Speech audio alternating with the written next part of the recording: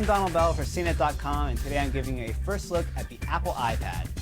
You've no doubt heard a lot of hype about Apple's new tablet computer. It measures a little under 8 by 10 and about a half an inch thick, giving it a natural magazine-like feel.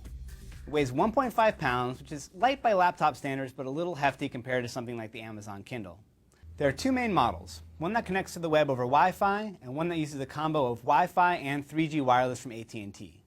The Wi-Fi models come in three capacities, starting at $499 for 16 gigabytes, $599 for 32 gigabytes, and $699 for 64 gigs.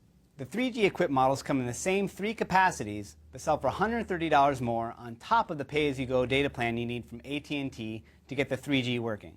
For most people, the Wi-Fi model is going to be the one to go with, both because it's cheaper and because this is really a device that seems to be geared for the living room. The whole thing is based around the iPhone OS, which is scaled much bigger to fill the 9.7-inch screen. There's a lot of familiar features here, such as email, web, photos, maps, music, videos, and YouTube, along with the links to the integrated iTunes Store and App Store. When you launch any of these apps, however, the user interface is slightly different than what we've seen from the iPhone, mostly because there's more room to play with. The email app shows off your inbox alongside emails while in the landscape view, and the Photos app behaves much more like Apple's own iPhoto software, with these stacks of photos grouped by events. And apps such as Maps and the Safari web browser get much closer to a laptop experience on this larger screen.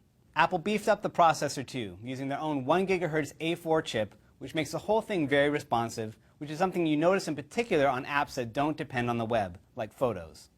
There's also an optional download from Apple called Ibooks that gives the iPad a drool-worthy ebook reader. Thankfully, the faster processor doesn't come at the expense of battery life. Apple promises 10 hours of active use, including web and video, and up to a month of standby time. When you need to charge it, you can connect it to your computer or use the included USB wall charger. Apple also sells this basic $30 dock, which has the advantage of transforming the iPad into a pretty cool little photo frame while it charges.